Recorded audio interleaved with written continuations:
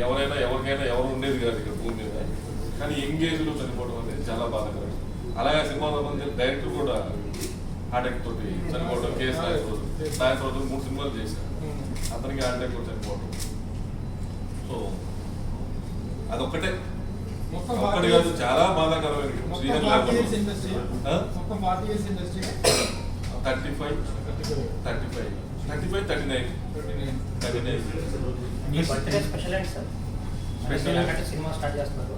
April నుంచి start చేస్తున్నాను.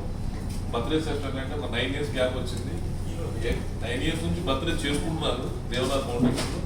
ఈసారి మళ్ళీ అక్కడి నుంచి మళ్ళీ స్టార్ట్ చేద్దాం అని చెప్పి రేపు అక్కడి నుంచి స్టార్ట్ చేస్తాను. గ్యాప్ తర్వాత స్టార్ట్ చేసి ఎవరితో ఫస్ట్ మా అబ్బాయితో స్టార్ట్ చేస్తాను నేను.